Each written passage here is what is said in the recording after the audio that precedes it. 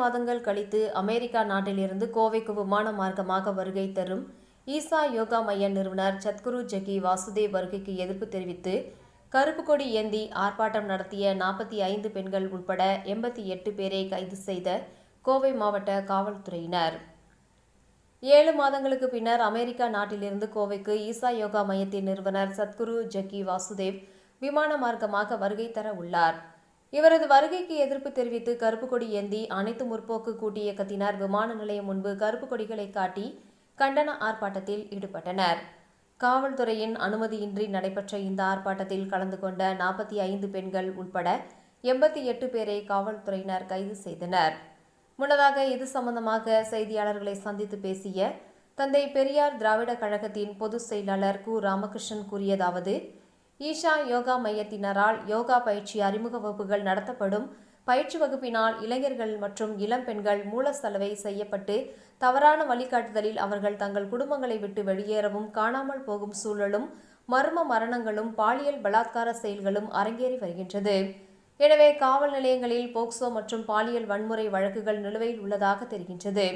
இப்படி வழக்குகள் நிலுவையில் இருக்கும்போதே வழக்குகளுக்கு சரியான தீர்வு கிடைக்கும் வரை இதுபோன்ற வகுப்புகளுக்கு அனுமதி அளிப்பது பொருத்தமாக அமையாது. மேலும் கோவையின் அடையாளம் ஈசா யோகா மையம் என்று கூறி வருகின்றனர். ஆனால் ஈசா யோகா மையம் கோவையின் அடையாளம் அல்ல, கோவையின் அவமானம் என்று கூறினார். மேலும் ஈசா யோகா மையம் இயற்கை வளங்களும் சீர்கேடுகளும் ஆளாக்கி வருவதுடன் யானை வழித்தடங்களையும் ஆக்கிரமிப்பு செய்து வருகின்றது என்று குற்றம் சாட்டியுள்ளார்.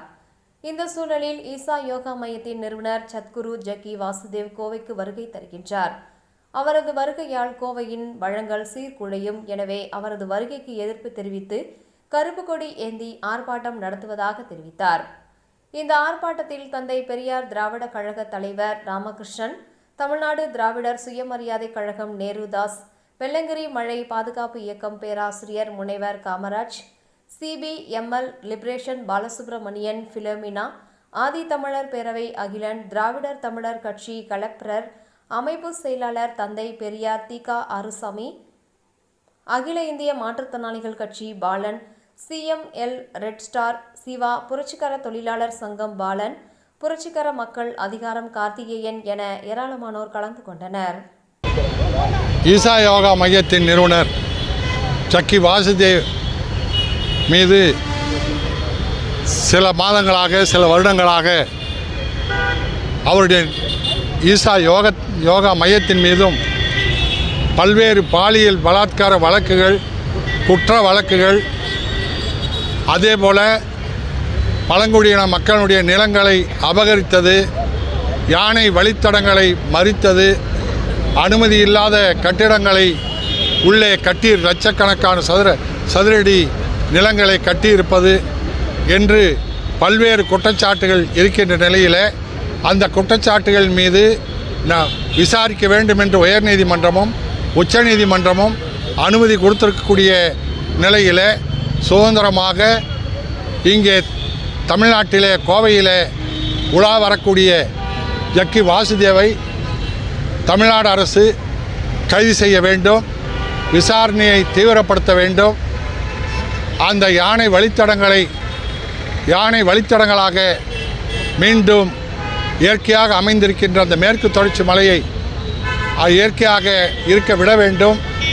ஆதிவாசி மக்களுடைய நிலங்களை ஆதிவாசி மக்களுக்கு பெற்றுத்தர வேண்டும் என்று இன்றைக்கு கோரிக்கைகளை வைத்து ஜக்கி வாசுதேவுக்கு அமெரிக்காவிலிருந்து 7 மாதங்களுக்கு பின்னால் வரக்கூடிய அவருக்கு நாங்கள் கருப்பு கொடி காட்டி எதிர்ப்பு தெரிவிக்கிறோம்.